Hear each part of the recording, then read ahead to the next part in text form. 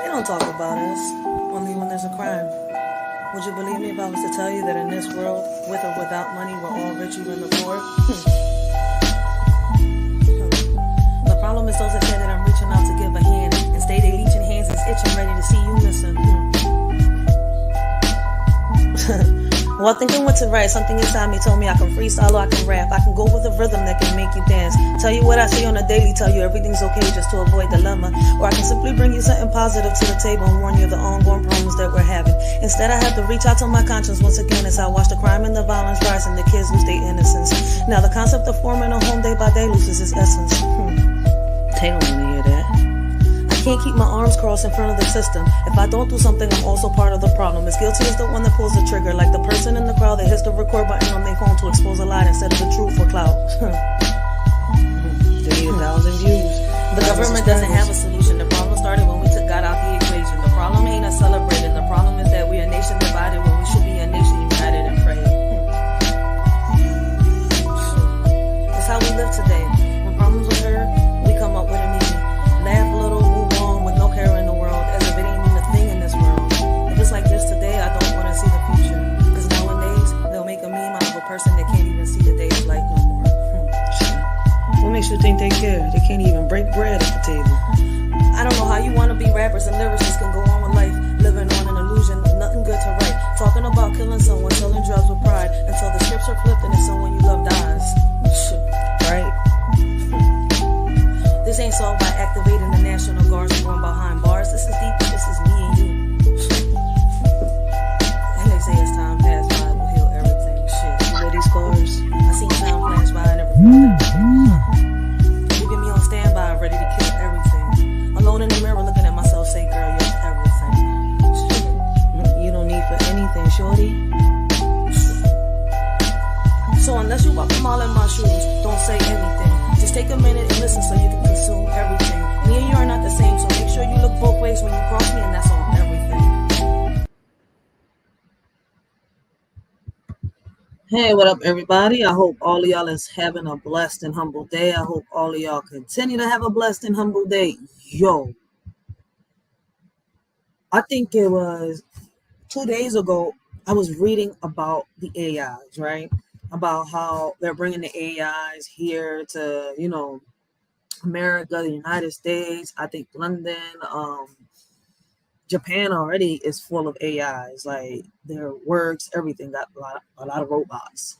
For those of you that don't know, we already have AIs in the United States as, how can I say it, as servers in restaurants and police dogs and stuff like that. Now, see, this was supposed to be a pop-up live earlier, but certain stuff happened and I had to schedule it, for 7:00. I'm a couple minutes early. So what I'm gonna do is I'm gonna give it like 5 minutes for somebody to come in. If not, I'm gonna continue to talk about the AIs and show y'all the articles that I got on the AIs. Do y'all believe that? What would y'all do if today y'all had a court case and it was a judge? An AI judge who had to handle your case. What would y'all do?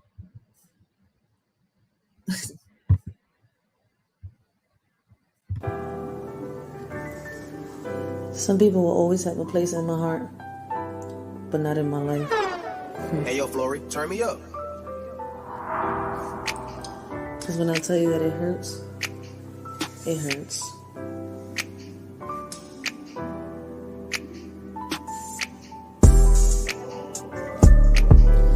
Envy in your eyes, yet you want trust. Can't tell if you're an enemy or a friend. I mean, back then when I was naive, now I'm older, some say wiser. I'm no fool. I'm only a friend when convenient. Took a while to understand that what was real would never leave. Only when you're in pain and alone, you know who you can really depend on. You say you were a friend, where were you when I needed a hand? Shit, you was following a trend. A friend ain't nothing but $1 in your pocket when the money gone, so are they. And they say a friend in need is a friend indeed.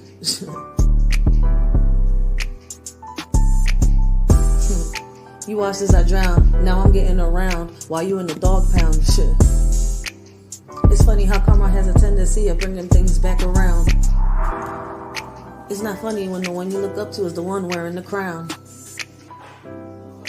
He nothing but a clown. What you need to do is bring that ass back around town. And like Deja says, smack a nigga with an open hand.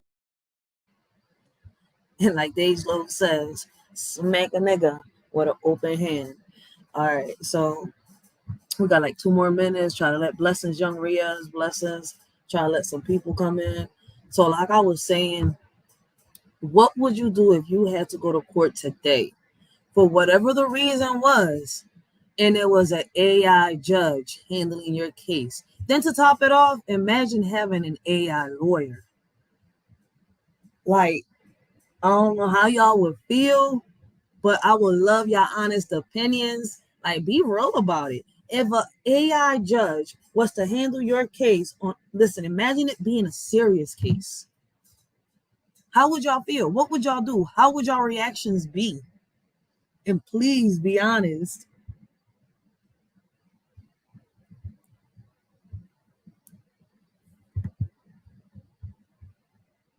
The so-called world's first robot lawyer powered by artificial intelligence will soon help a defendant fight a traffic ticket in court next month. Its creator aspires to one day bring it to the halls of the highest court in the land. Joshua Browder, the CEO of Do Not Pay, told the Washington Examiner his AI attorney will soon participate in 2 hearings in undisclosed courts, one in person and one over a virtual Zoom call. For the in-person hearing, the AI is going to be whispering in someone's ear with AirPods what to say. And for the online hearing, we're thinking about a teleprompter, but we are also considering a synthetic voice. So it's all up in the air at the moment. The Do Not Play head sustained an onslaught of criticism from legal minds on Twitter this week when he proposed a $1 million offer for an attorney willing to allow his AI to argue a case pending before the Supreme Court. But Browder told the Washington Examiner just after his viral tweet on Monday he had received offers from lawyers in cases from appellate courts, district courts, and state courts. The legal system right now is pay to play, and so we're just making sure everyone is equal. Browder's biggest hurdle before him is convincing state and federal courts to change their rules to allow his technology the opportunity to prove it knows enough to pass the equivalent of the bar exam. For Washington Examiner, I'm Kaylin Deese.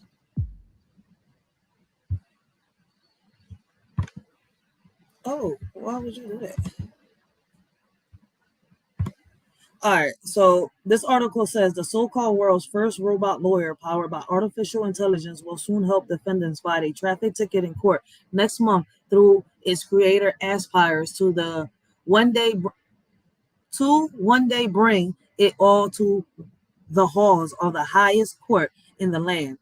That's according to Joshua Browder, CEO of Do Not Pay, who told the Washington Examiner his AI attorney will soon participate in 2 hearings, one in person and one over a virtual Zoom call. The company's AI runs on a smartphone, listens to court arguments, and forms responses for the defendant. Microsoft stopped investment in ChatGPT developer. For the in-person hearing, the AI is going to be whispering in someone's ear with AirPods what to say. And for the online hearing, we're thinking about a telephone computer, but we're also considering a synthetic voice. So it's all up in the air at the moment, Browder said. Yo, this shit is crazy. Blessings, realest blessings. Although Do Not Pay has not yet tested its technology in the courtroom, it has already used AI-generated form letters to help people gain refunds or disputed bills and parking tickets. The company claims to have succeeded in helping over 2 million customers with services disputes and court cases between other organizations and institutions. Hold up 1 second. All right. I understand the computer technology, right? Them dealing with the parking tickets, this, that, blah, blah, blah. It's been here, all that. But y'all not going to sit here and tell me that an AI could sit here and actually comprehend everything that is happening in a courtroom. Now, They talking about tickets. Where now imagine a case where somebody's been murdered, somebody's been molested, somebody's been bullied, somebody's been, whatever the case is. Do y'all believe that an AI judge could sit here? Would y'all feel comfortable? Let me put it like this. Would y'all feel comfortable putting your lives in the hands of an artificial intelligence? Be real. Be honest. Let's keep reading.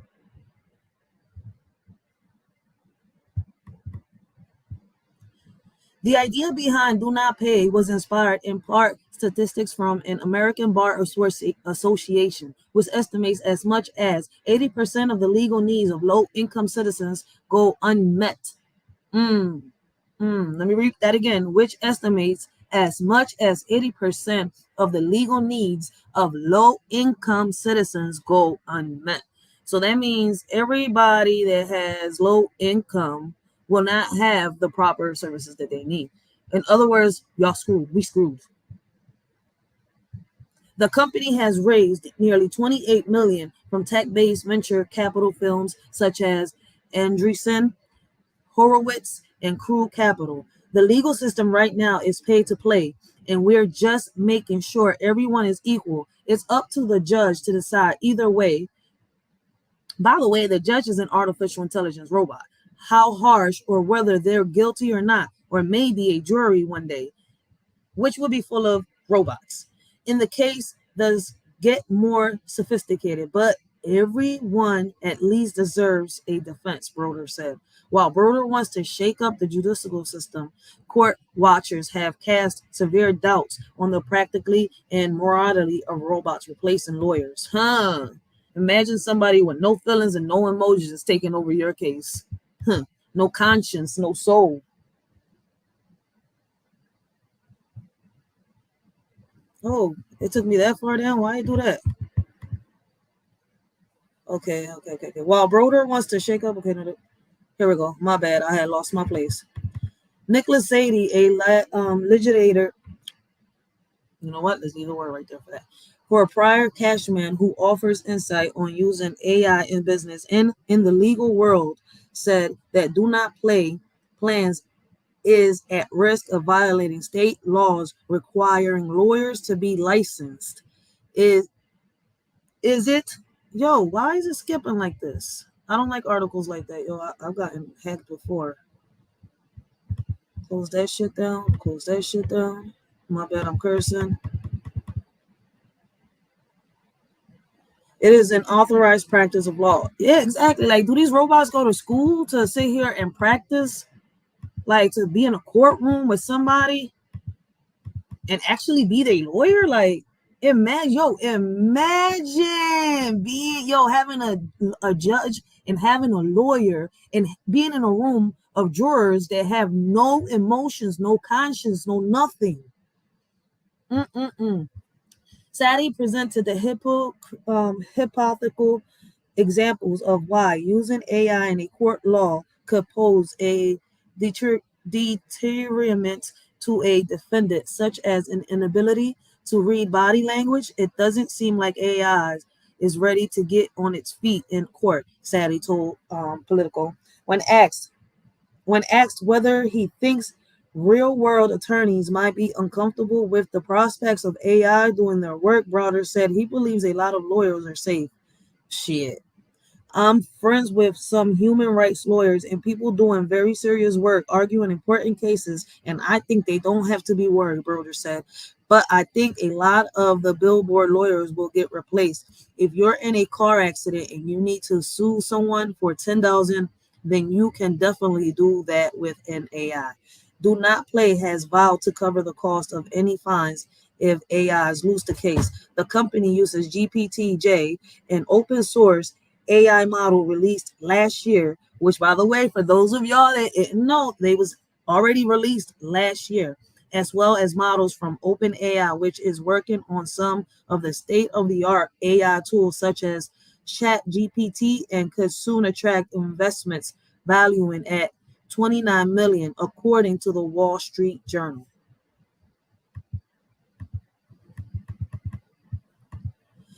Unfortunately, the AI lies a lot. Shit, they lie a lot. Imagine you being innocent and a freaking robot puts you in jail because they just can't stop lying. This shit is crazy. We've had to make sure that the AI doesn't lie. So in our prompts to it, we say stick to the information provided and things like that, Browder said. A lot of people's going to be in trouble if they accept this. Browder declined to reveal the name of the client in the court where the hearing will be next month, citing online threats has received since unveiling his plan. We're too scared to reveal it, he said, adding his technology is in the letter of the law, but not in the spirit of the law or the court rules. Widespread use faces significant barriers since the technology isn't legal in most courtrooms. There are states that require all parties to consent to being recorded, which limits the ability of robot lawyers to enter many courts of laws. For example, of the 300 cases Browder's company has considered for a trial, all of its AIs, only 2 were permitted. These damn robots can only speak but so many words. I can't. I will never accept a freaking AI to be my lawyer. I'm sorry to say it.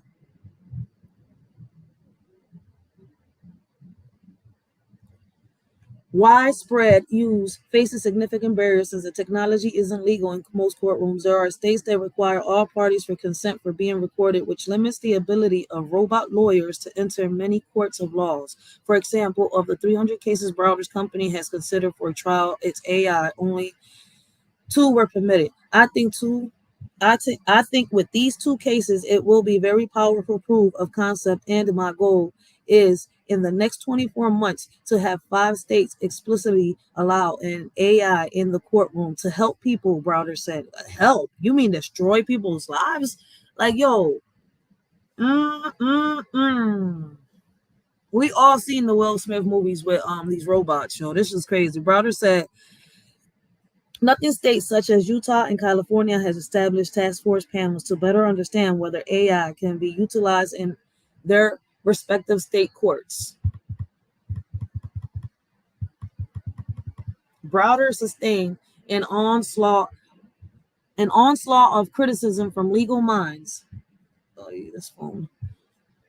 On Twitter this week when the proposed a $1 million offer to any attorney willing to allow his AI to agree to a case pending before the Supreme Court. Several critics noted technology such as AirPods and phones are not allowed in the high court when justice argues cases, and that Browder's monetary offer would need to be much larger to attract the interest of a star law firm with a case before the court due to the sheer rarity of getting the justice to take up a case.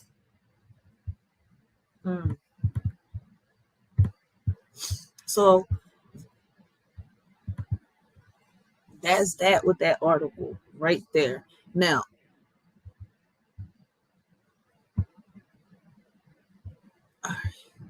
I'm about to share my stream again real quick, right?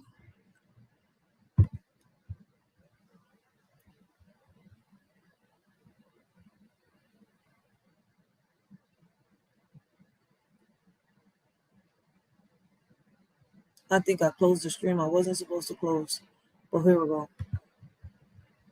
I'm gonna share that stream real quick. All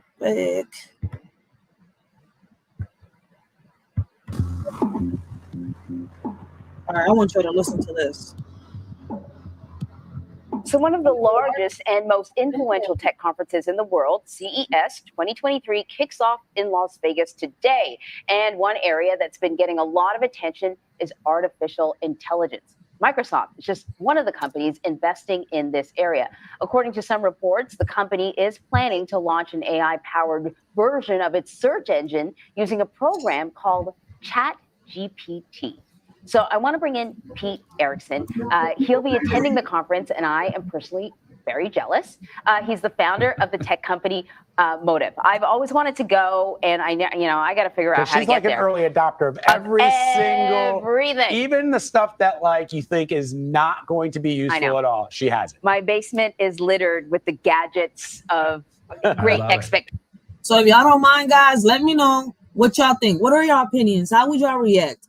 How would y'all feel if y'all would have to pick a how can I say it? If y'all would have to pick a lawyer that is an AI robot, or if y'all would have to sit in front of a judge that is a robot? What are y'all feelings? How would y'all feel? What would y'all reactions be? Yeah, it's a graveyard. I love it. But let us talk about Chat GPT. That some people, I mean, a lot of people are talking about it. For some people, they've never heard of it before. So I need you to give people like a basic explainer and tell us why people are so excited about this. Absolutely. Well, thanks so much for having me on. And people are excited about this technology because it's so disruptive. GPT stands for Generative Pre-trained Transformer. So it's a very geeky name. Damn, Transformer at that. Yo. Transformer. But essentially what it does is it uses a lot of data from the internet, and it can have a conversation with us. We can ask it a question or a prompt, and it can give us a detailed answer. So this just got released in November by a company called OpenAI, and it's disruptive across a number of different industries. So y'all heard it, right? This got released in November. All right.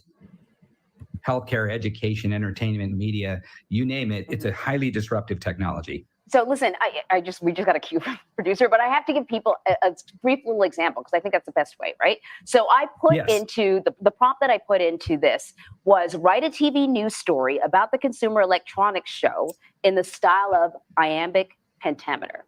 I'm not going to read the whole thing, right? The Consumer Electronics Show, a grand event held every year, brings to light the latest tech trends and showcases what's new and dear.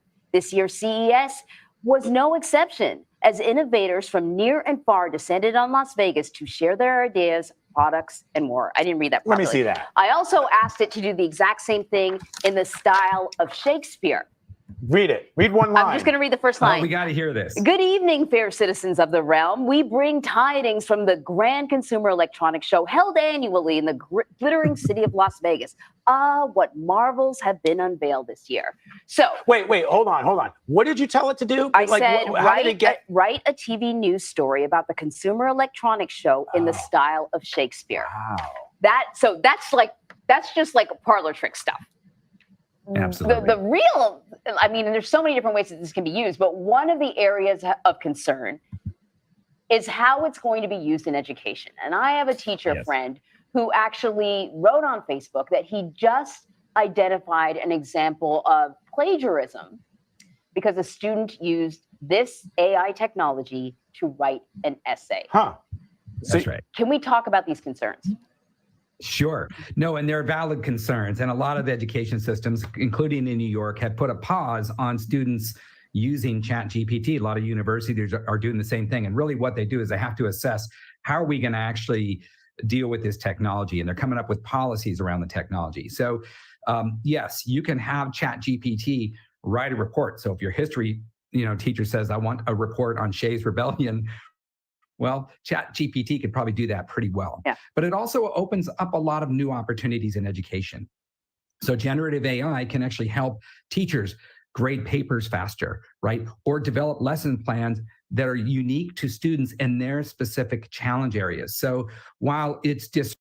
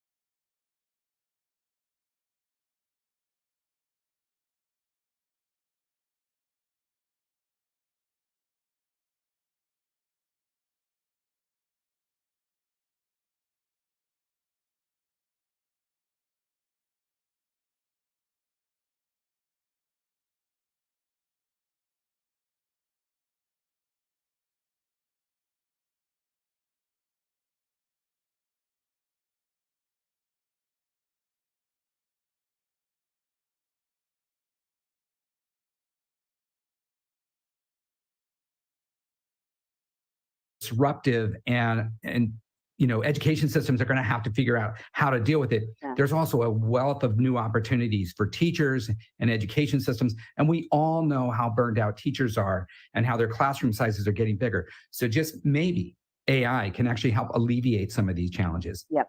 Very true. So we're talking about some of the things that can be practically used. Like, in other words, I saw a piece from Chris Livesay in Rome, Italy, where he showed AI technology creating sculptures whole cloth on their own. I argued, of course, that there's soul in what an artist interprets. But that's just, again. Yeah, my bad. I didn't even notice that the thing was on mute. But like I was saying, one thing is having an artificial intelligence robot sit here and teach you, and you ask it 2 and 2, like it's 2 and 2 4, like it's 5 and 5 10, like.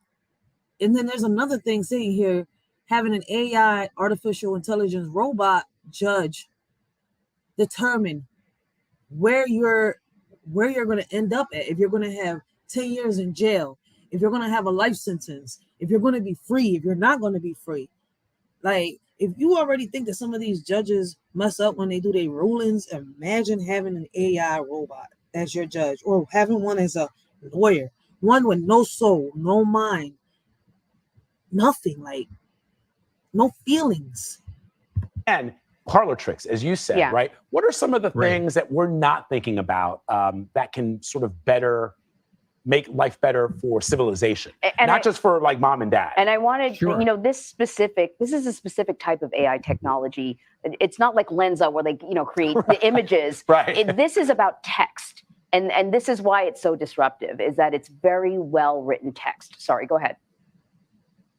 Right. Well, I think that, if you take healthcare, for example, there's a doctor on Twitter that showcased how he wrote a letter to his insurance company to help get a heart procedure authorized. Yeah. And he used ChatGPT, and he said it did a fantastic job and really accelerated that process. So there's a small example of how, generative AI can help improve healthcare, or it can actually read, radiological, X-rays.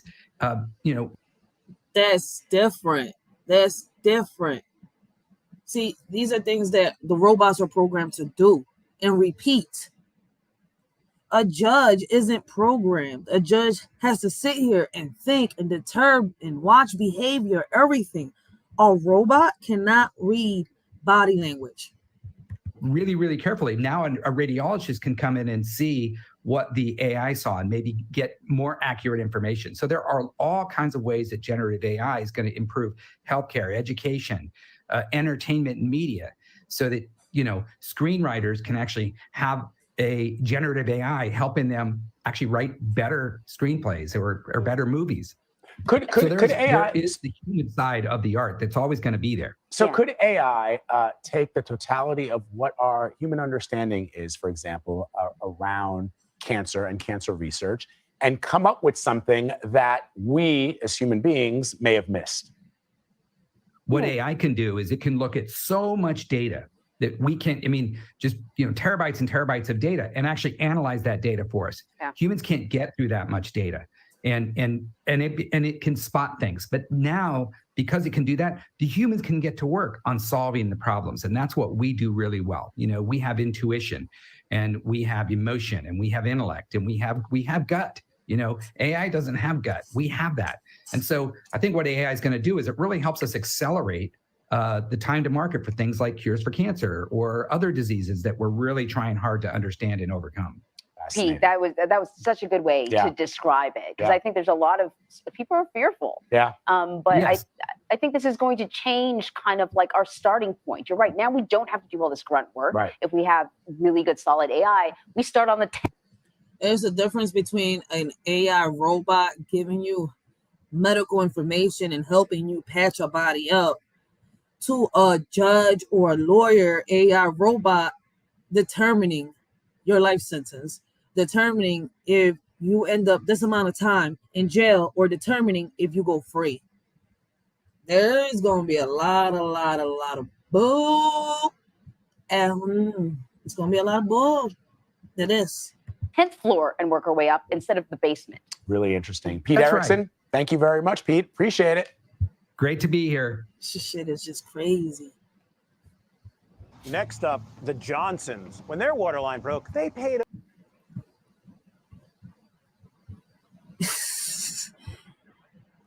Hey, listen, I would love to hear your honest opinions, whether, you hear it now in the chat, whether you catch the replay, anybody, coming in, anybody catching the replay, please hit that, like button, share the video, help a shorty get into the algorithm.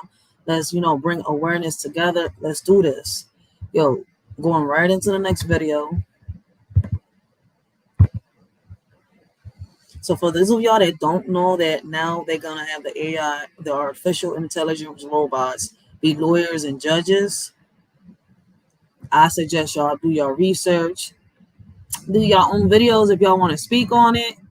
Hey, listen, everybody has an opinion. Nobody needs to be put down because they have an opinion or judged for having an opinion.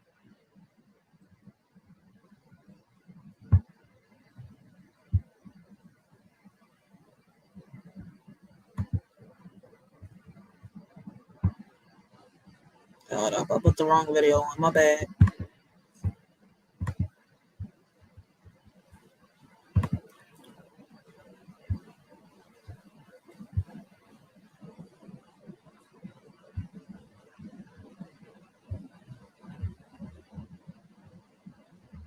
Now I want y'all to pay close attention to what these people are saying. Hello, everyone. I'm So Pratik Sibul. I have not watched the whole video. I am reacting as I'm watching it with y'all. So I want to thank everybody that's here with a shorty today. I want to thank everybody that's rocking out with a shorty, because y'all don't got to be here, but y'all rocking with a shorty today. Thank you. Today, we're not building caskets for nobody. We're not digging a hole 7 feet underground to, bury a body that has,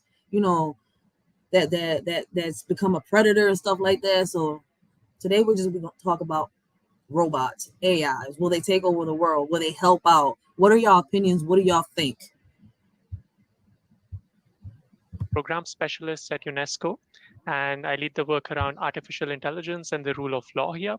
Welcome to the UNESCO series on AI and the rule of law. This is the second webinar in our series where we are going to talk about the admissibility challenge when it comes to AI-generated evidence in courts. We will be discussing issues related to AI-generated evidence. In fact, can it even be considered evidence, or as Professor Sabine Gless has written in a paper, we're talking about machine testimony.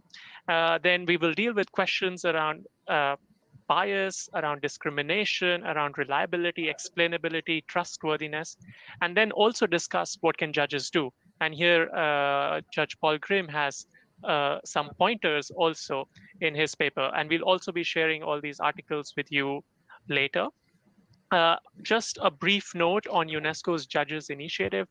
UNESCO has been engaging with judicial operators in these kind of dialogues since about 10 years now on questions related to freedom of expression, access to information, safety of journalists, and since about 2020 on AI and the rule of law. We are a community of about 25,000 judicial operators from over 150 countries around the world. And we are very glad to be engaging in this dialogue with you today on artificial intelligence. I would now invite our partner in this webinar, one of our partners. We are partnering with the National Judicial College in the Copyright United disclaimer States, under the Section 107 of the Inter-American Copyright Court Act of 1976. Allowance is made for fair use for the purposes such as criticism, comment, news reporting, teaching, scholarship, education, and research. Fair use is a use permitted by copyright statute that might otherwise be infringing. Fair use allows limited use of copyrighted material without permission from the copyright holder for purpose such as criticism, parody, news reporting, research, and scholarships and teaching. Disclaimer: the views and opinions expressed on this video or any video, including the Writers for Life Brings You to Let's Talk About It podcast, do not reflect on the opinions of your shorty Racheal and the members of the Writer for Life podcast. Everything we talk about is allegedly and is our opinion. Our videos are not recommended for minors. Everything we talk about and do is meant for educational purposes and also entertainment. Please keep in mind that the majority of our videos are for educational purposes only. This world is crazy. I would say shady. Ironic, right? Nowadays, you can't trust no one. When you do, niggas be having their panties all in the butt shaking that they own one, saying the things that you accomplished in life is theirs and that you owe them one. Rights. We are partnering with Lawyers Hub in Kenya and the National Law University's Center for Communication Governance in Delhi. And we have Ms. Chalak Kakkar, who's the Executive Director of the Center for Communication Governance, here with us to share some opening words before we move ahead. Over to you, Chalak. Thank you, Pratik.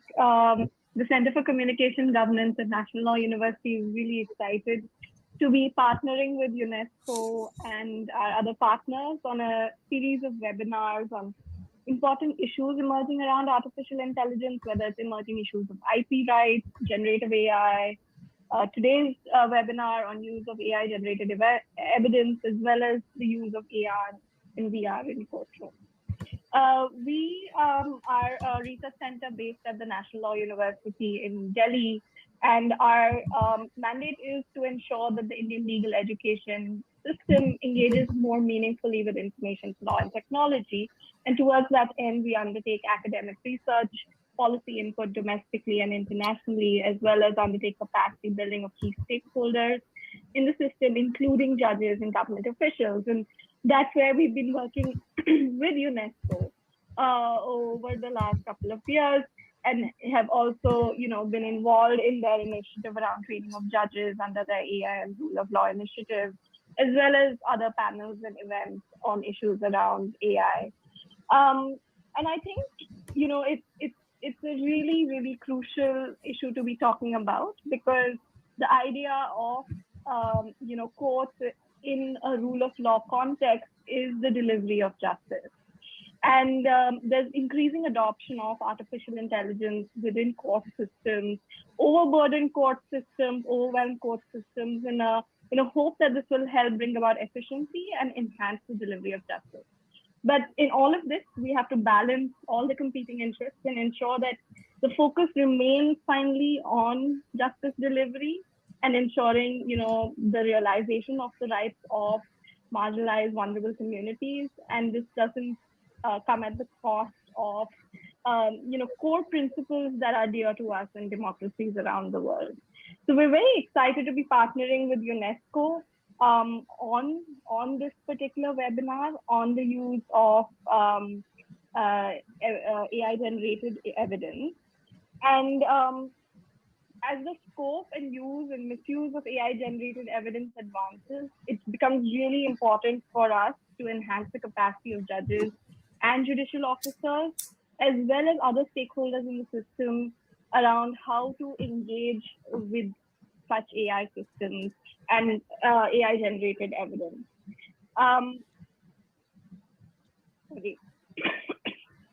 So I want to thank UNESCO for bringing all partners together to organize this webinar, and I'm really excited to hear what our wonderful panel of speakers has to tell us today. I'll hand over to the moderator, Isabella Ferrari, to kick the session off. Thank you very much. It's a pleasure to be here. My name is Isabella Ferrari.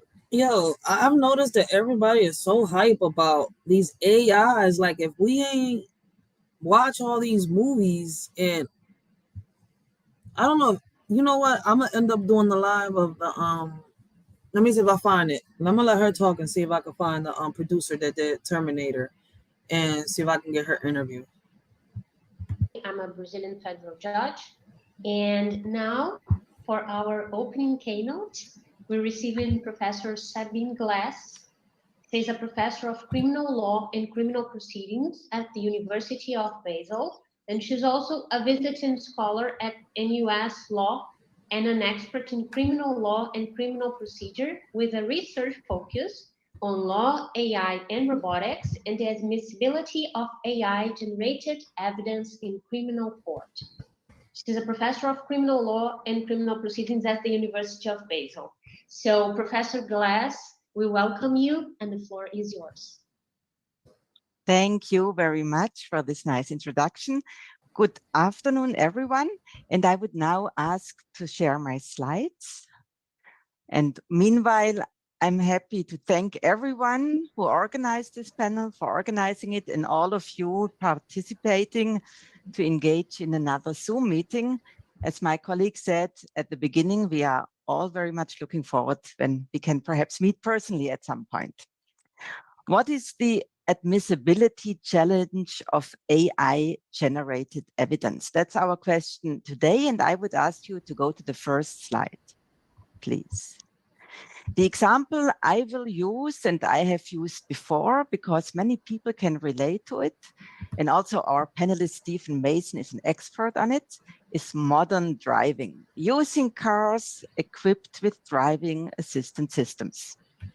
Such assistance systems, like drowsiness detection systems are a great achievement for helping improve safety and convenience for drivers, but also for those around them.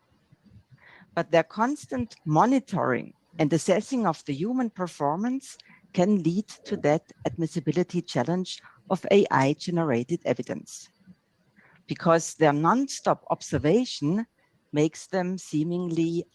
Basically, to break it down, these AI still malfunction, and they want us to take it into society and live with them. Ideal witnesses. Next slide, please.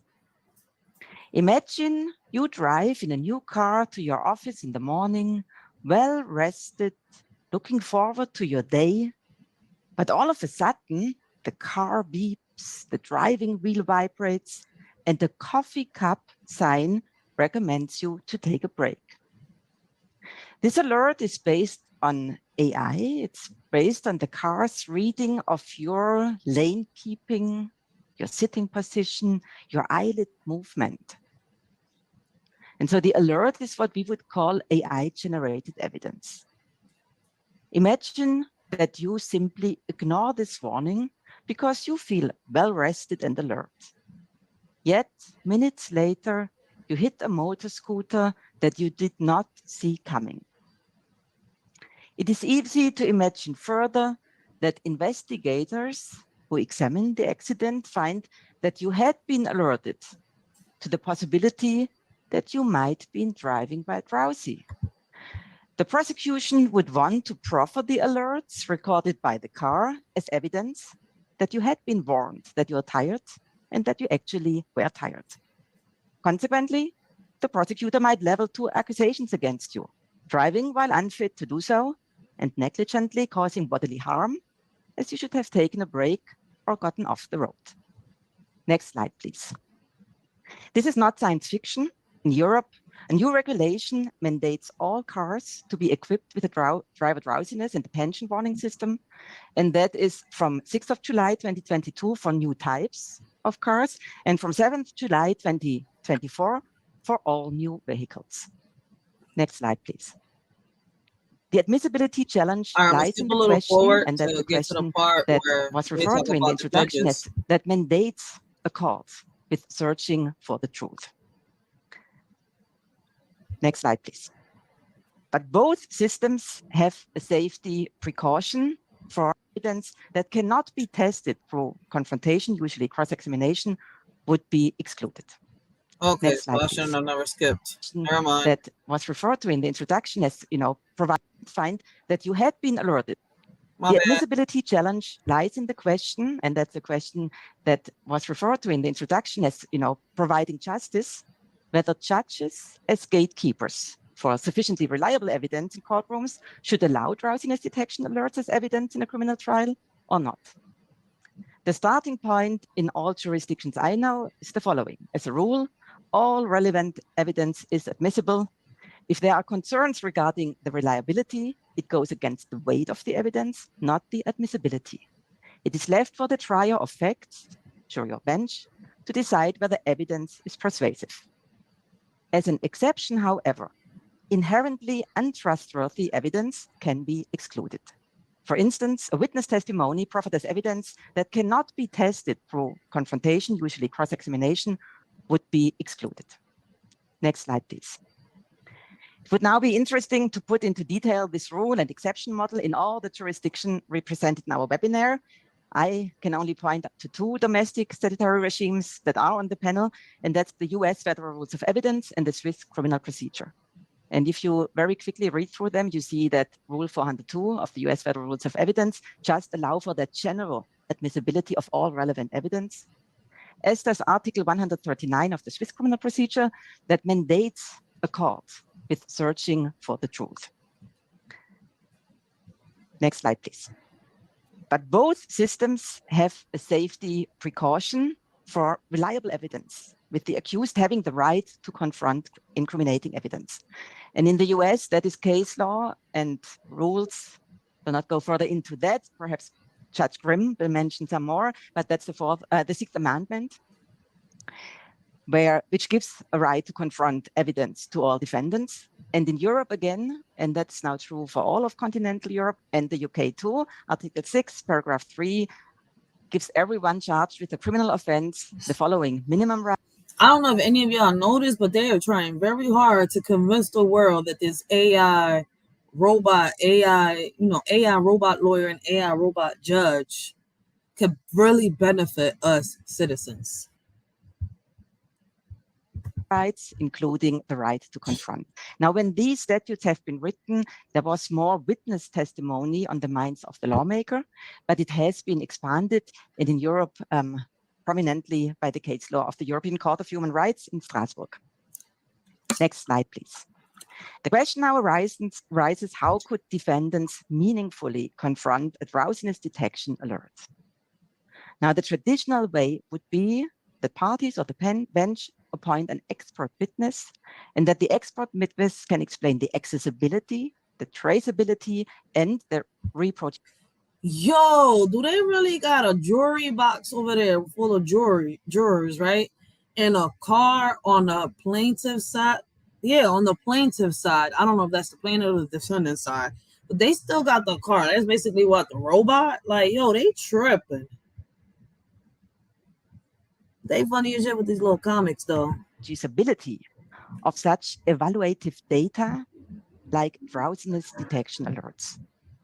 But the question is, would this enable defendants to meaningfully confront the incriminating data? And would it eventually enable the trier of facts to evaluate the reliability of such evidence? Our doubts result from the fact that experts in such a scenario face many hurdles. First of all, the so-called black box problem, the issue that internal algorithms or decision-making processes of a system are not fully transparent or explainable. And this concerns worsen as the black box problem may be entangled with a trade secret issue, that is confidential information that the car maker will not disclose because of their protection of a competitive advantage in car design. Why are they looking bored over there? They chose these slides, not yo. And these problems are combined with more problems, and that result in what has been described as a mission creep problem or function creep by our panelist, Judge Grimm. I understand in an article that will be shared with you, very interesting article on the problem that sometimes functions of AI systems are expanded beyond its original intended purpose or scope, like using drowsiness detection alerts as evidence in a criminal court, while the driving assistants generating such alerts have only been designed to warn the driver of their performance during driving automation. And this is different from intended forensic tools like breathalyzers or DNA sample tests.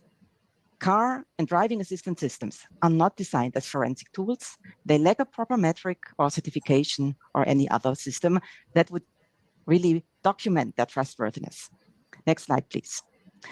The challenge judges face when deciding on the admissibility of AI-generated evidence is to not block relevant evidence from their courtrooms because justice must be provided, but also to not allow possibly biased evidence that cannot be confronted. And this is particularly difficult with AI-generated evidence that is a result of mission or function creeps, and I'm sure Judge Grimm will speak to that. As we have seen with the example of drowsiness alerts, the evidence provided is a subjective observation of a system like a witness observation, not a measuring operation.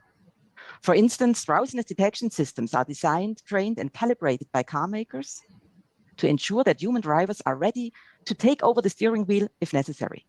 It is very likely that the car producers aim to alert the driver more often than necessary so that they are on the safe side. See, a person can control a vehicle, but a person cannot control an AI judge or an AI lawyer. Like, all them things is looking for is money, and they already programmed. Like, they really trying hard to convince us that the AI, man. If such a drowsiness alert is then presented in court, the question, how can a defendant meaningfully confront it? And today we know still very little about how drowsiness detection works in a certain car, but it seems possible that they have what is known as the white guy problem. Such a problem arises when data is used to train such system that is not diverse enough. For instance, the training data used to teach drowsiness detection systems will lack diversity when it's predominantly young white males who volunteer to engage in a computer game used to gather the testing data. Wow. And then consequently, the drowsiness detection system may not be accurate when assessing other groups or individuals like elderly females with drooping eyelids or drivers with dark skin. Wow. And so I would say overall, a mission creep, a function creep's observation is likely to. So basically, all dark-skinned drivers are the ones with the problem. This sounds kind of like a little racist to me, but let's continue to listen. Be biased. Next slide, please. Now, the question we will discuss today is, are there new feasible ways to check reliability of AI-generated evidence? I think there are. I can't explain them in detail here, but please allow me to refer to two works we did. The one is called Parwert Emtor, Crowdsourcing Data to Challenge the Testimony of In-Car Technology, Beware of Your Car. And there we address the situation in which a car acts as a witness against its human driver in a court of law. And we suggest that crowdsourcing data could be a viable option for assessing the trustworthiness of such evidence. And we encourage lawyers, judges, and lawmakers to remain open to such a strategy. In the other article that is for now only published in German, Intelligente Agenten als Zeugen im Strafverfahren, but will come up in a book with Cambridge University Press next year, we propose to go new ways and, for instance, really search for an AI-driven tool that is able to vet AI systems. Next slide, please. Now, it's clear that our propositions raise new questions. And again, I cannot explain them in detail, but it's clear that privacy issue will play a huge role in solving the problem that we have at hand. With that, we come to my last slide. To conclude, I take that AI can, in principle, generate valuable evidence for fact-finding in criminal cases, and that it's important if you want to provide justice. But as it stands now, procedural laws lack the tools for the fair use of it. In particular, we lack rules for presentation in a form that allows the vetting of reliability and the validity for fact-finding. In particular, the confrontation of such evidence in a meaningful way. Therefore, I think domestic lawmakers, and we will hear whether they do that in some countries, must come up with a new proper legislation, and the actors in the criminal justice system must be trained to use or to discard AI-generated evidence. And legislators will have to solve the problem of privacy protection. Thank you very much. Thank you so much, Professor Glass. Basically, there's going to be a lot of invasion of privacy. Like, listen, man, me came up for this. We already know they already got people putting the chips in their hand and much more. They got the AI dogs and police force in a lot of places. They got in a lot of restaurants. They got already is a lot of AIs in there serving and behind a register. So the biggest question is, will all AIs take over a lot of people's jobs, including lawyers and judges? But my biggest question is it good? Is it a good idea to have AI judges and AI lawyers? That's my biggest questions for y'all. Like, I would love to hear y'all comments once again.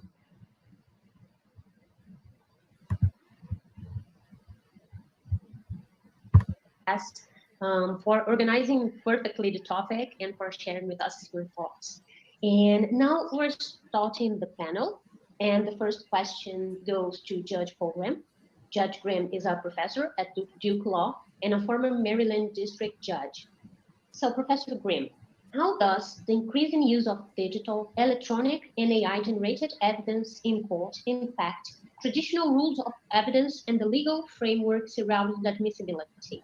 Can you please provide us some cases of where admissibility of electronic or AI evidence was questioned? Yes, thank you very much. It's an honor to be here. I'd like to sort of pick up where Professor Gless's excellent introduction framed the issues for us. When we're talking about artificial intelligence evidence in any of its forms, including ChatGPT or generative AI, we're talking about non-testimonial evidence from humans. We're talking about information that has been the product of computers. Therefore, the rules that govern its admissibility, as Professor Gless said, are relevance, and the evidence rules of every country that I'm aware of have a presumption that relevant evidence will be admissible. And relevant evidence is evidence that has a tendency to prove or disprove something that has to be decided in the case. Now, the decision as to whether evidence is relevant is made by the judge, and the judge, as Professor Gless said, must be a gatekeeper. Here, you have to keep in mind that most evidence rules, whether they're drafted by statute or in the United States by a committee that proposes rules that ultimately are approved by Congress, the rules tend to be technology neutral, because changing rules takes time, and technology doesn't wait for anyone. So and basically, these AI judges and AI lawyers will be speaking basically by what they're programmed to say. So imagine somebody really being innocent and found guilty because of a mistake by an AI. Nobody's really seeing that. Everybody's so, oh my God, technology, the Jeffersons, the Jetsons, my bad, I said Jeffersons, the Jetsons and shit. Like, I like, y'all ain't watch all them Will Smith movies. technology marches forward and is immediately used. The different legal systems adjust to this differently. In the United States, the presumption is, and the basic assumption in the rules of evidence is, that members of the community, jurors, will decide civil and criminal cases and decide the facts, and the judge just rules on the legal issues. In many other countries in the world, they don't have the jury system as pervasively for all civil and criminal cases. So this role of determining whether the evidence is going to be considered in determining the outcome of the case falls to the trial judge. As Professor Gless correctly said, there is a tension in the evidence rules where relevant evidence is presumptively admissible, but evidence that is not reliable and can be demonstrated to be unreliable to such an extent that allowing it to be considered in the case would produce a risk of an unjust or unfair outcome can be excluded by the judge, whether the judge is the one deciding guilt or innocence or whether it's a jury. And the way in which the judge approaches this, as Professor Gless said, in all countries, is to look at issues of reliability, sometimes it's referred to as explainability or trustworthiness. And it really are two components that kind of merge under the notion of reliability. One is validity. Does this artificial intelligence software application do what it claims to be able to do? And the second is it reliable? Does it consistently produce accurate results? I wouldn't put my life on a robot even if the God himself asked me, which I doubt. Like, yo. When it is applied to similar factual circumstances. And the only way in which these questions can be answered is if during the pre-trial phase of the case, the parties have access to sufficient information to be able to demonstrate to the judge the method by which the artificial intelligence application was designed, tested, the purpose for which it was intended to accomplish, and whether or not it is being used in the particular case for the purpose for which it was tested, and if it is reliable. Let's rewind it back a little bit so y'all can hear that again. Relevant evidence is presumptively admissible, but evidence that is not reliable and can be demonstrated to be unreliable to such an extent that allowing it to be considered in the case would produce a risk of an unjust or unfair outcome can be excluded by the judge, whether the judge is the one deciding guilt or innocence or whether it's a jury. And the way in which the judge approaches this, as Professor Gless said, in all countries, is to look at issues of reliability, Sometimes it's referred to as explainability or trustworthiness. And it really are two components that kind of merge under the notion of reliability. One is validity. Does this artificial intelligence software application do what it claims to be able to do? And the second is it reliable? Does it consistently produce accurate results when it is applied to similar factual circumstances? And the only way in which these questions can be answered is if during the pre-trial phase of the case, the parties have access to sufficient information to be able to demonstrate to the judge the method by which the artificial intelligence application was designed, tested, the purpose for which it was intended to accomplish, and whether or not it is being used in the particular case for the purpose for which it was tested, and if it is reliable and valid. As Professor Glass noted, this implicates issues of trade secrets. The developer of the artificial intelligence software does not want it disclosed. Some judges faced with this problems have protected the trade secret nature as confidential and not allowed it to be disclosed. Other judges, in my personal view, did it the right way. They issued a protective order to enable disclosure to the litigants under circumstances that will not threaten the competitive advantage for the developer of the software. The way in which you have to analyze this is the way in which experts analyze any kind of scientific, technical, or specialized information. Number one, is the person who is explaining how it works qualified to do so? Have they based their testimony on sufficient factual information? Are the methods and principles used reliable? Have they been reliably applied to the facts of this case? And this means that issues such as, has the methodology been tested? By whom? Have the test results been made public? Is the data unbiased on which it was tested? Is it being used for the purpose for which it was designed to be used, which gets into the issue of mission creep? It is these types of questions that the trial judge needs to have information developed during the pretrial phase to allow the parties to argue whether or not these reliability criteria have been met, so that the judge can make that fundamental determination of relevance. Evidence that is technical, that is not valid and reliable, does not tend to prove things. If it doesn't work, it doesn't prove things, and therefore it is not relevant. So this is kind of complicated, but it hinges upon the judge's management of the pretrial phase of the case to make sure that the information is necessary for the parties to argue about whether these fundamental evidentiary concepts have been met, and the judge to determine whether or not it is admissible. If it is admissible, then the weight is to be decided by the fact finder. You asked for me examples of when it's been used. I can tell you right now that in civil litigation in the United States involving an automobile, Professor Glass, as you indicated, this was a self-driving automobile. In 2007. That's an automobile. Now, an automobile doesn't determine if somebody spends years in jail or they go free, or if they get a life sentence, or if they get, the death penalty. Elon Musk was interviewed online, and it was posted on a website, and he was saying that artificial intelligence applications in the manufactured cars by his company are safer than human drivers and are perfectly safe.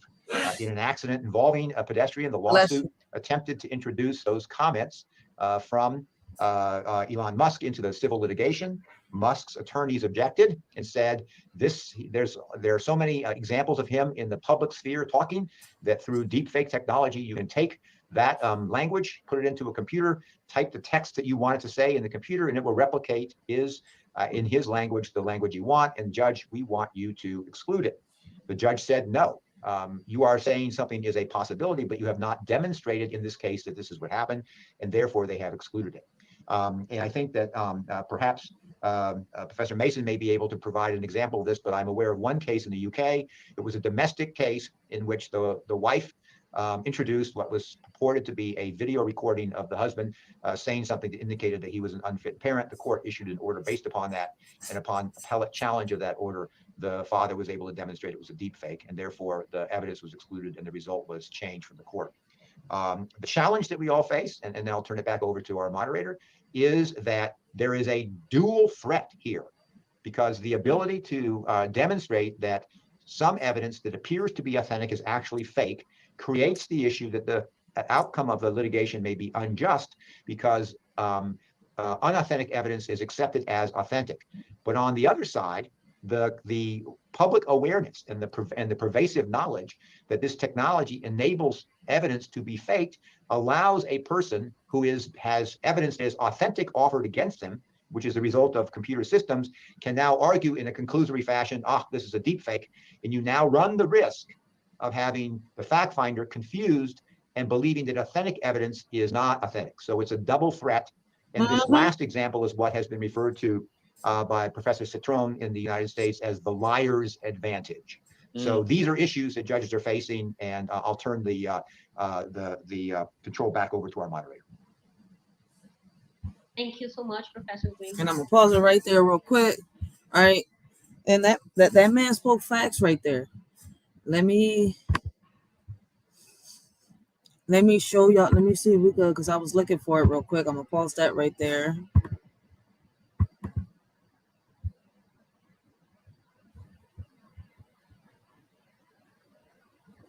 I wrote it wrong. I was just trying to find it real quick. Let's see, what does this article say?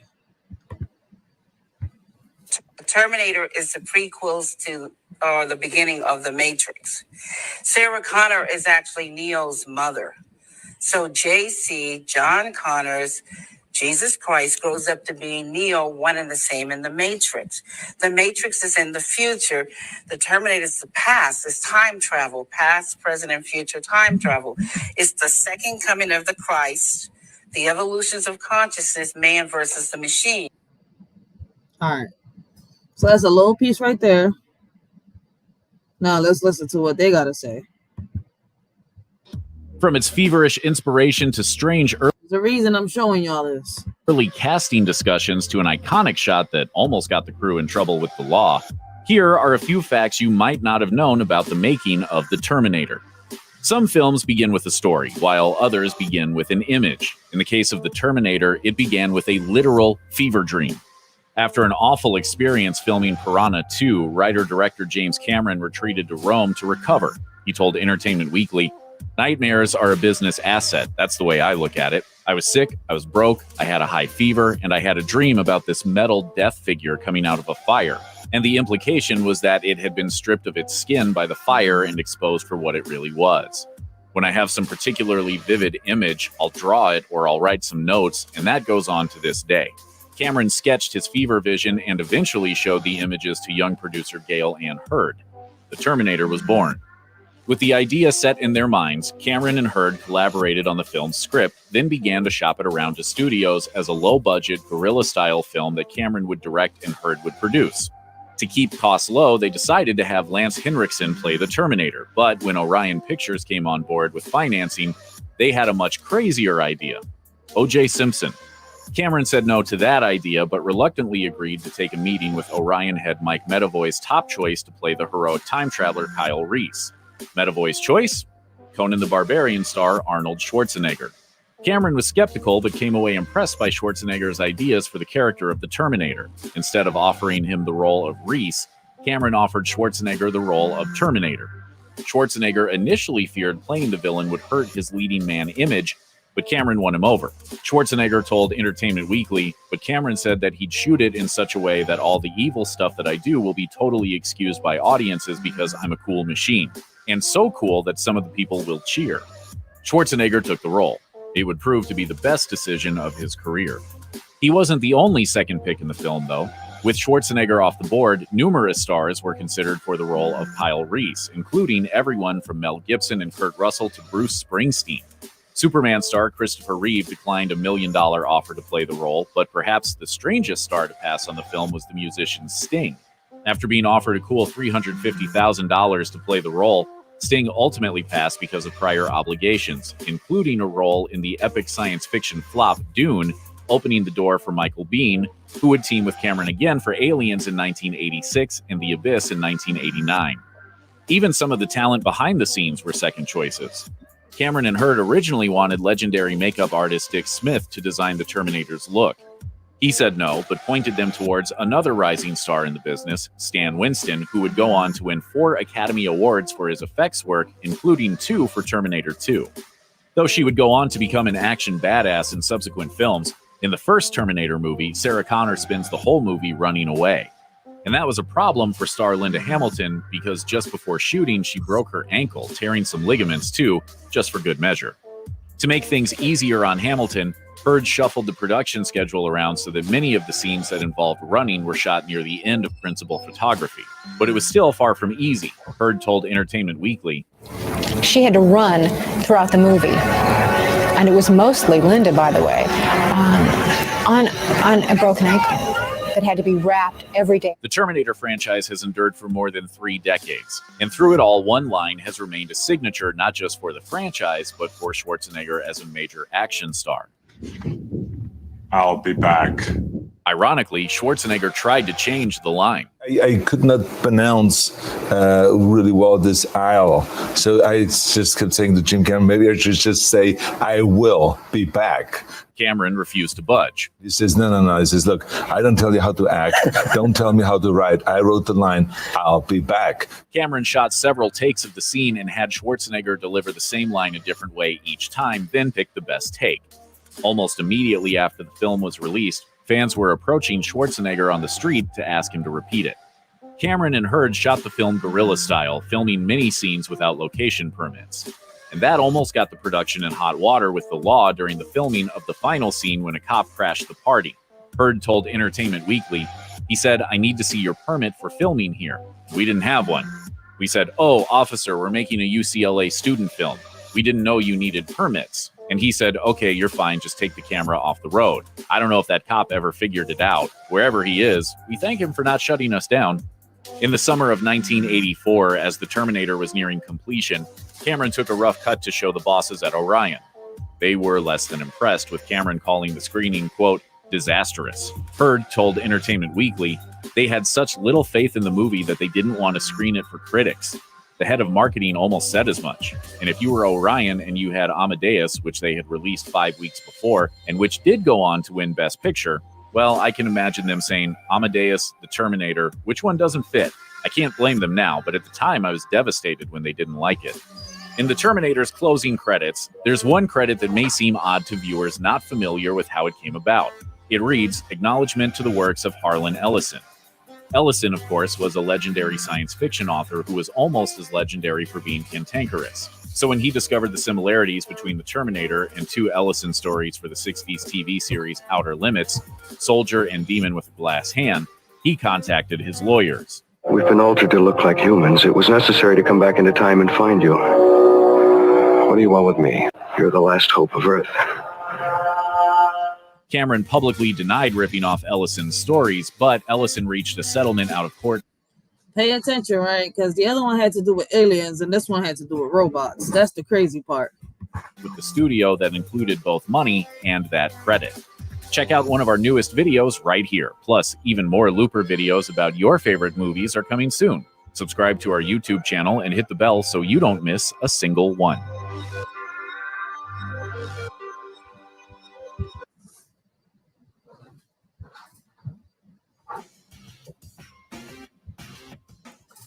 My director counts 1, 2, 3, and he looks at me and says, "Are you waiting for me?" I said, "Well, of course. Who else am I waiting for? I'm waiting for him to clue me in." By the way, my producer is absolutely amazing. Steve is wonderful, and then Lynn, who is my talent director, she's amazing. So, and then we've got Keith here today as well. He's another one that's sort of involved. So this is an interview with the world producer and creator of the Terminator and the Matrix, Sophia Stewart. She talks about being the creator of the Terminator and the Matrix. And then throughout, I think this is the interview where she kind of exposes why she, made this movie and everything. It's crazy how that other producer said that he came up with this movie because of a dream. It's crazy how we've been lied to our whole life. But the prediction, the prediction of the robots coming out by 20-something was already thought about. And it's crazy that they stole her idea.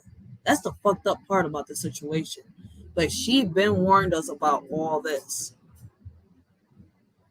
In all this, I have an incredible woman with me. Her name is, I've got to get it right, Sophia Stewart. That's correct. And then we have Ian with us. Now, Ian I've known a long, long time. I've known him from The Mansion and from Gary Hart, and he goes back a long way, and he's always trying to help and do things for me, and he's a great guy. But Sophia I met a few months ago, and You're an amazing woman. I mean, when we find out, oh my goodness, this is Schwarzenegger and all this stuff. Yes, and I've spoken to him before. Well, oh, you've spoken to him before. Oh yes, he called me. I actually did a commercial with him. Oh wow. Yes, many years ago. I'm not going to say how many years ago, but it was quite a long time ago. And he was working for this health brand many years ago in Los Angeles. And we did this sort of a weight loss health thing and all that stuff. And oh yeah, of course, he was the big muscle, you know, all that stuff. And we did, and I always remember we had this old car and this, there was little me and this, I'm looking at this great big guy and I'm thinking, good Lord alive. Anyway, we did the commercial. Yo.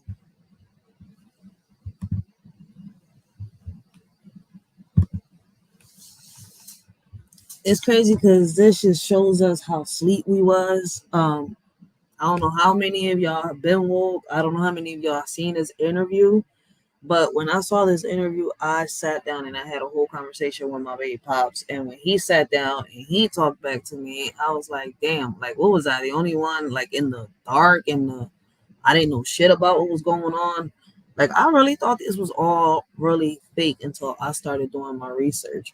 We're in 2023, about to hit 2024 soon.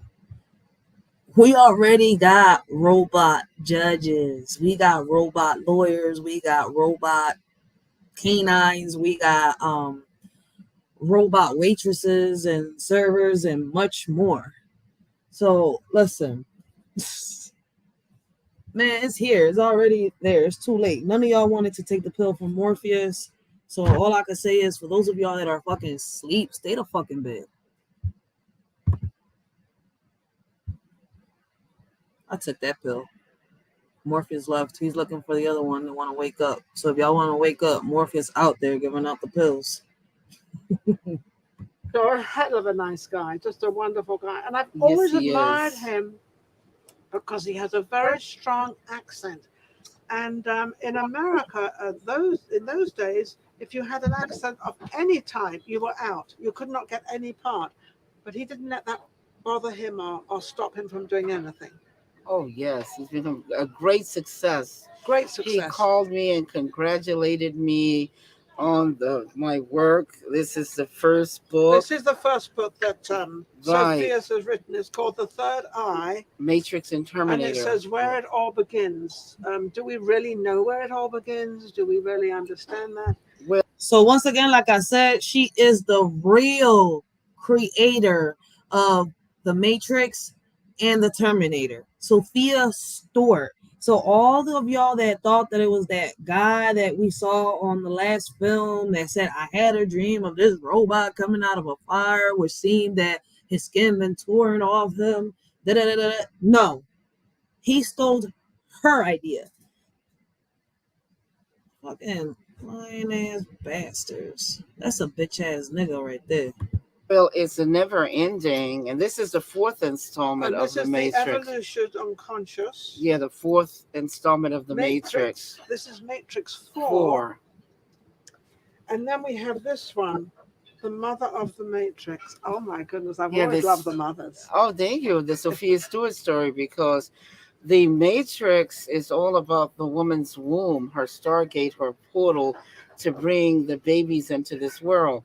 To keep creating. That's right, to keep creating. So the third eye, the eye of God, the Matrix is a Latin word, 7,000 year old for the woman's womb, for her portal, her Stargate. I wonder how many people really know that.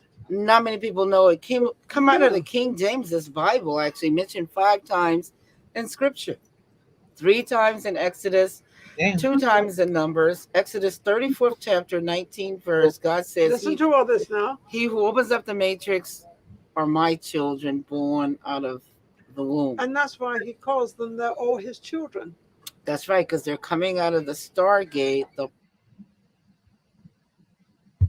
right, so I have no rights reserved to this video.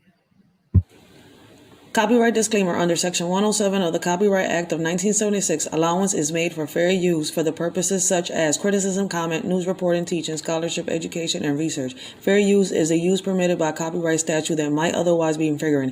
Fair use allows limited use of copyrighted material without permission from the copyright holder for purposes such as criticism, parody, news reporting, research, and scholarships and teaching. Disclaimer: the views and opinions expressed on this video or any video, including the Writers for Life Brings You to Let's Talk About It podcast, do not reflect on the opinions of your shorty Racheal and the members of the Writer for Life podcast. Everything we talk about is allegedly and is our opinion. Our videos are not recommended for minors. Everything we talk about and do is meant for educational purposes and also entertainment. Please keep in mind that the majority of our videos are for educational purposes only. This world is crazy. I would say shady. Ironic, right? Nowadays, you can't trust no one. When you do, niggas be having their panties all in a bunch, thinking that they own one. Saying the things that you accomplished in life is theirs and that you owe them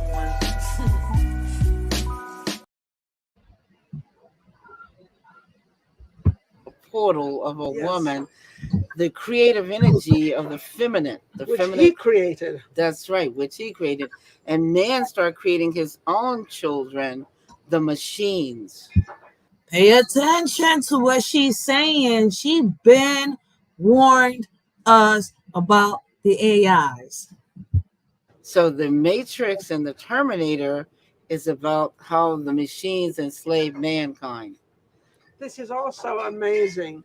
And how did you get involved with all this? And you were saying something a little bit about your background. Well, I have a degree in journalism, a double major in law and psychology. I was at USC Film School when I first created The Matrix and Terminator. So I created this work in 1980 because when you look in the books here, you can see the copyrights. If you scan the book, you can see the copyrights and pictures. Yes, there's lot of them. Yes, let me kind of go into, and you can see the letters. But anyway, the copyrights are in here, 1981, 83, and 84. That's amazing. So you're a writer as well. You That's wrote right. these. Yes, I did. I'm the author of several books. Several books. That's right. You know, the wonderful thing I love about interviewing people is I never know anything about them, and I don't know anything about you except that that Ian has told me that you are an amazing woman. Right. But you also sort of have a psychic thing with you as well, and you also said you come from Indian family. Yeah, I come from the Cherokees. My grandmother was full-blooded Cherokee. My grandfather was full-blooded Spaniard from Spain, Portuguese. And I got it on both sides. I got it on my mother's side and my father's side, the Portuguese and the native blood. So my grandmother was from the Indian reservations of Missouri, and she was a shaman, a healer. And I'm a shaman, visionary healer myself. So my work, all of this work is futuristic. You see where you see the machines, where I told you Schwarzenegger called and congratulated me because I made all. Wow, she speaks about a lot of history while she's talking about making this book. Like, yo, it's crazy how they all decided to sit here and steal her idea, which she was speaking about, and make millions off of it. She's not even mad about it. You gotta give it to her. You gotta give her roses, though, because in reality, she warned us about what was going to really happen before anybody else did. All of these people super rich and super famous with my work, because Matrix made and Terminator made anywhere from 35 pass it on down to $100 billion.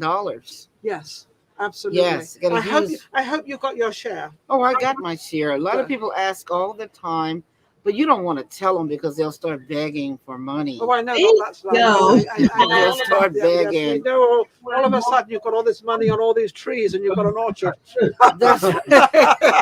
You got it. But why don't you? Well, maybe I don't have as much as you think I have. It's always a problem. You know, they want to know, did you win the money, the court case, and stuff like that. Yeah, they never think it actually. My bad. Your voice was going over their voice. actually might have come from your brain, and it might have been something you did and something you worked at, and that's, you know. Yes, but I have the proof But you have proof. Yeah, because of the books. Did you ever in your And the life when copyrights. you were growing up ever think that this would sort of happen to you, and this would sort of become your life? You never know that. That's what I try to tell people. No one ever knows that they're going to become rich and famous or Well, I celebrities. can agree with that. It just You don't- happens. Yes. Yes. And it's funny how you should say that, because people say to me, well, Nina, how did you do this and how did you do that? And I look at them and I really don't know. I really can't tell you. And it's funny you don't know. That's right, because it happens. It happens. It just happens And it's to not you. being there. It's not being there at the right time at the right place, whatever they say. Right. It's actually my philosophy on it is that it's what you put into it. It's what you see and what you grasp hold of, and you keep and you think, oh, I can learn by that, and I can do this. That to me is what. Facts. It's like that phrase: "You're not where you want to be, but you're where you need to be." Just like that phrase. It's work. Exactly. But it's seeing, it's opening up your mind. Is that how you kind of did it as well? Yes, I was not even thinking about that. All I was thinking about was service to mankind, helping others, writing something that people would love and enjoy, and it would elevate their consciousness, and heal Yes. them. Yeah. That's what I was thinking about. So you're more Not myself. You're more concerned about healing other people. Yes. Do you read people? Yes, I do. I have a gift. I'm a visionary. Okay. What am I up to? What's going on? You're amazed by this. This is something you didn't expect. You kind of knew something was going to happen, but not to this extent. You're You have absolutely right. no idea. This is all like fall in place, and you got a million questions that you want to ask after the show. Yes. So you ask me if I can read. It's real. But you're absolutely right, because it's sort of, and you're right where it went, because I don't have a script and I don't meet people. I said hello to you once. Yes. And I don't know anything about her, but Yo, this is one intelligent woman, because she came up with these books before anybody thought that, the robots could even exist in the near future. Like, who would have thought that a person that looks just like you would be walking right next to you, right? But their insides isn't, skeleton wise like yours. They're metal wise. It's just like, yo, that shit is crazy. Like, growing up, I really thought all this was fake until now that I'm older and I've been doing my research, reading, watching videos, listening. Like, this shit real. I'm hoping, listen, I really want to know what people's going to do when they have to sit in front of an AI judge and you're innocent and this judge determines that you're guilty, because it cannot determine body language. It cannot determine if you're lying or telling the truth. Like, yo, this robot has no emotions, no brain activity. Like, it's just a dumb robot. I'm sorry to say it for right now. Like, it's good for other things, but not to sit here and determine if somebody should be free or somebody should be behind bars. Like, can y'all sit here? Imagine a conversation with a lawyer robot. Imagine this conversation with this lawyer robot trying to determine your innocence in a courtroom. Imagine being in a room full of just robot jurors, my bad. Like, none of them could think, feel, or say what they think, because they're programmed. They're programmed to do whatever it was they told them to say or do. So they're not even thinking. Damn. Like I said, for those of y'all that are still asleep, stay the fuck in bed. Morpheus ain't forget about you. You was just too busy in La La Land. But I know one thing. I know she's fascinating and very interesting. This gentleman, I didn't go catch on to him. He caught on to me. And he's always been there. Like, wherever he pops up. He's one of these people that pops up. And I think that's kind of helping your career and not being afraid, and always wanting to improve yourself. which is, I think that's what we all want to do. Sometimes I don't know if I want to improve myself. I am who I am, and I am what I am. I mean, I'm sorry if I do something. If y'all could take a minute, for those of you that are coming in, for those of you that catch the replay, hit that like button for a shorty, share the videos, help a shorty stay in the algorithm. Let's keep bringing awareness. Things wrong, can't help that. But you're very much a natural. I just come out how I am. There's no. Yeah, there's no script, no pretense, just spontaneous. So either if you like it, or you like it, or Spontaneity. you don't like it. Yes, exactly. Spontaneity. Is that not how you write? That Yes. seems to be how you write. It is. It is exactly how I write. I just see and I write. But I've been writing since I was in the 7th grade school, like Venus and Serena playing tennis, Oh, yes. or Michael Jordan playing basketball in grade school, or even Tiger Woods playing golf when he Oh, I was love 3 Tiger years Woods. old. Oh, I love Tiger Woods. You just But I have love a Tiger natural Woods. gift, This lady and then tripped. the masters come and they develop those gifts. And I have a lot of famous teachers. Isn't that because I never understood what the lady saw in Tiger Woods. I think they only saw the green because he's not attractive. At least not to me. And I'm not the only one that thinks like that. But hey, to each his own. you actually made yourself get into it, or you absorbed what was given to you? I understand Michael Jordan, but yes, Tiger when Woods, my first grade school teacher got sick, Miss Day, when a college professor came in and he said, well, she was teaching English. He said, look, I'm going to teach you guys how to write. And I was just blown away. So I took to Because that's what you wanted to do. Yes, I just he mentioned it, and then you suddenly thought, well, yes, that's what I want to do, but I haven't said it to anybody. Yes, I didn't say it to anybody. I just was trying to please him and write the best and try to beat everybody out in the writings. And it worked because he was blown away by my writing. And so was these other famous teachers at school. Max Siegel, former journalist with the New York Times, very famous.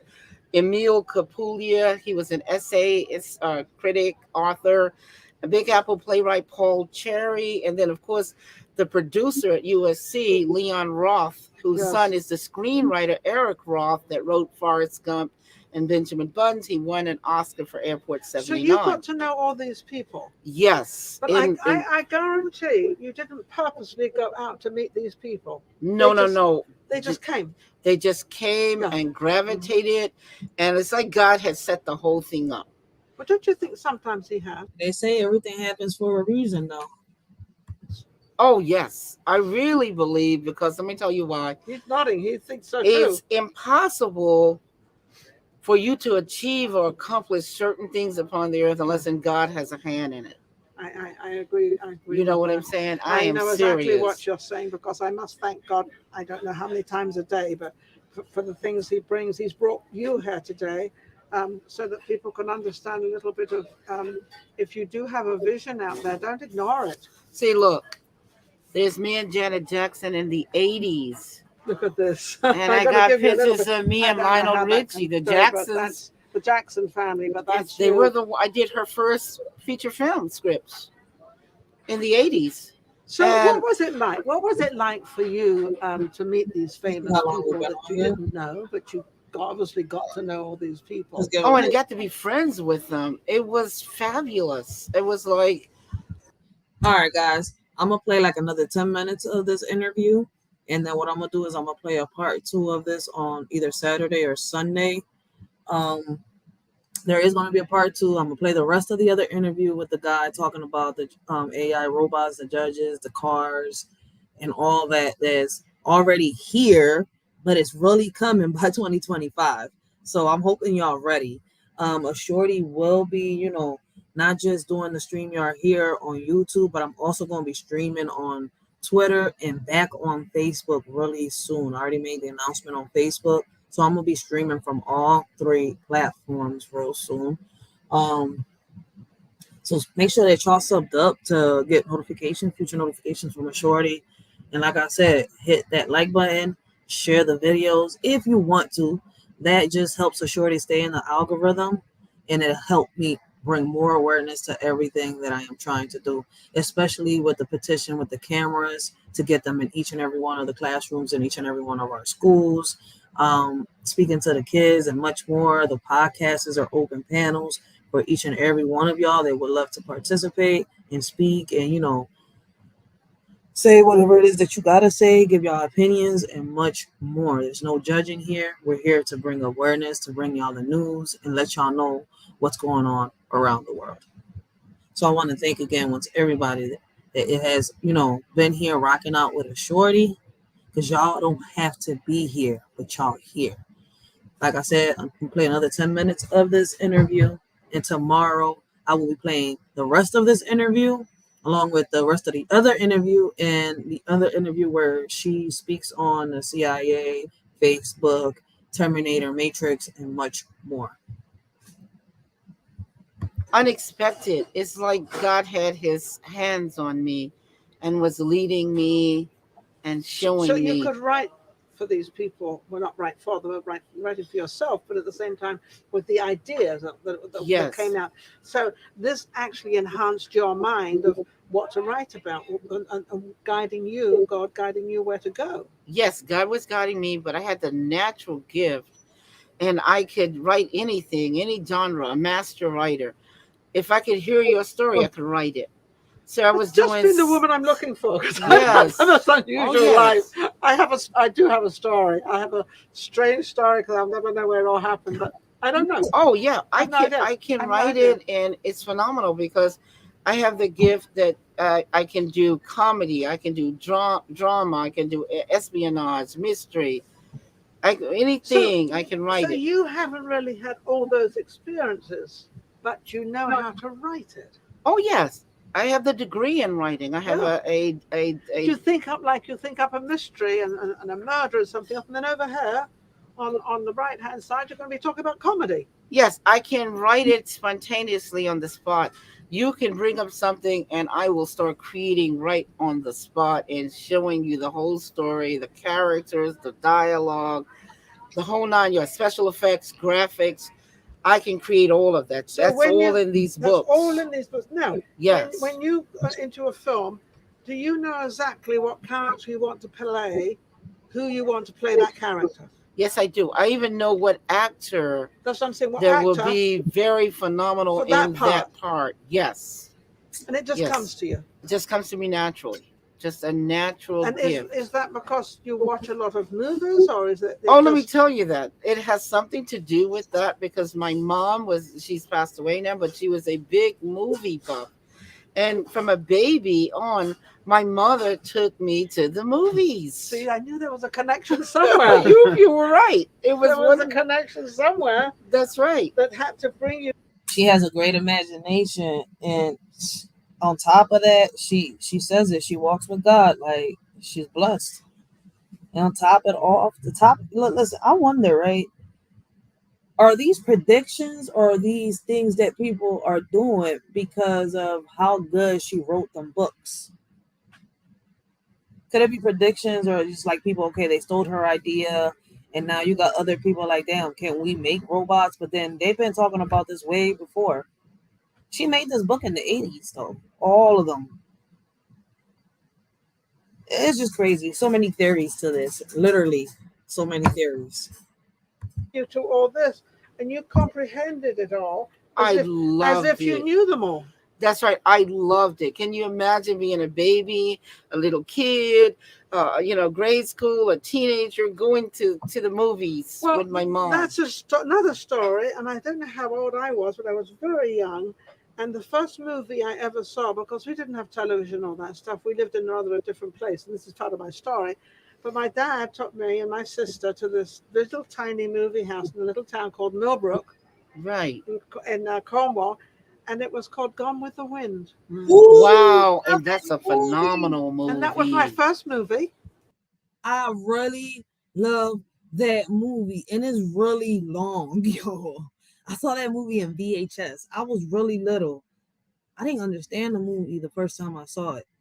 And I watched that movie a couple times. Gone with the Wind, I watched it over and over and over and over again. that I ever saw, and it it. stuck with me.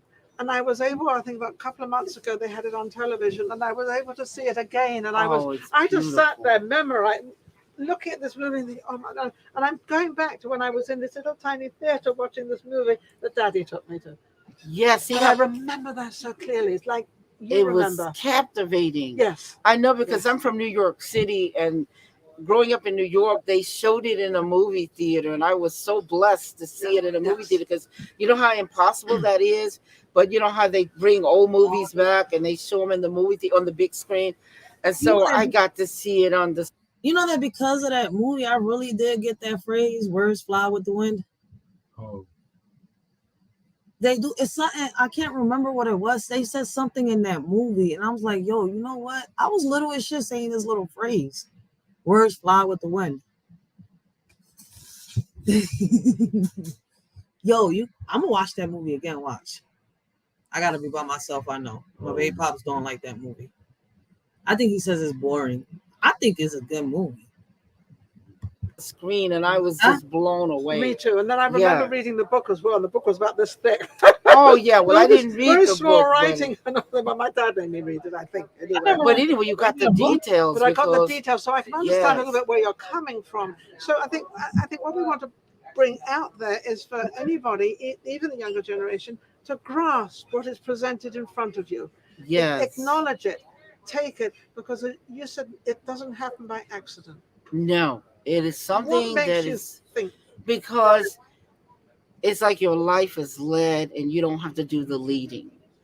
Everything just like comes that. to you, just happens to you, and it brings you further and further, higher and higher. But that's it. Is that if you're willing to start moving with it? Well, look at this. I'm going to tell you Okay. something that's going to be mind-boggling. Remember, I said that Schwarzenegger. Look, yes, he called me and congratulated me.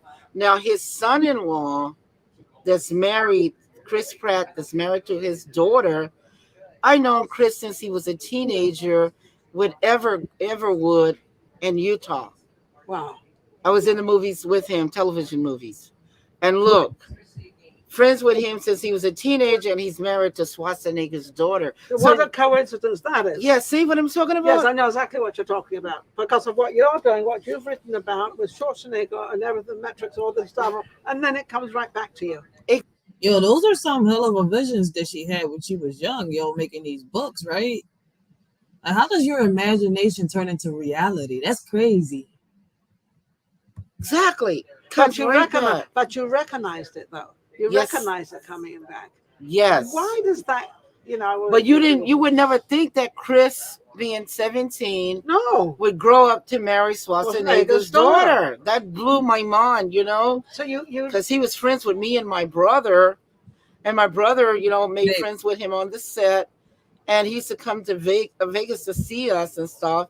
And his career just took off. We never would have thought that. No, because you never know what's around the corner. You just never know. But Exactly. Don't you think you have to kind of put yourself out there a little bit to make it happen?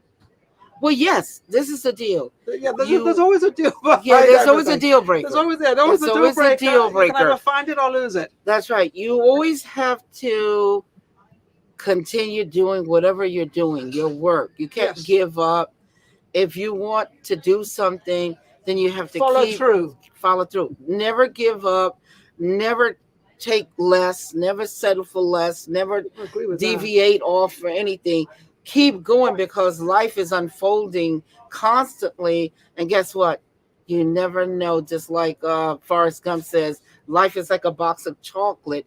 You never know what you're going to get out. That's right.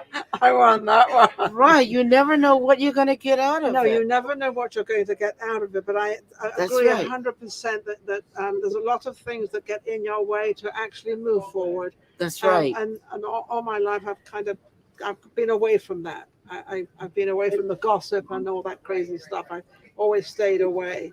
Yes. To make my mind clear. So Yes. we can go forward, because you have to have a clear mind. That's right. You have to have a clear mind.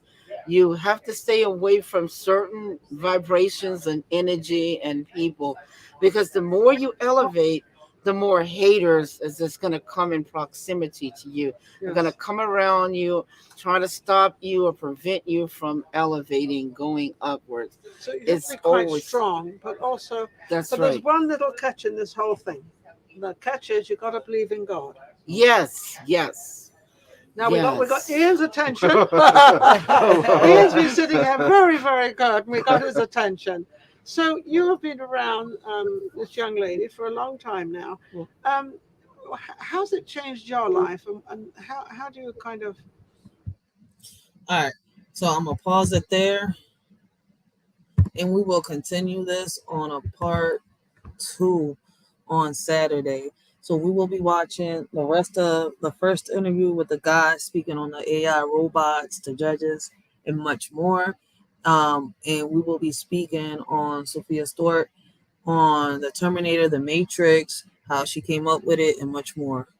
So I hope to see y'all Saturday. Once again, y'all comments matter.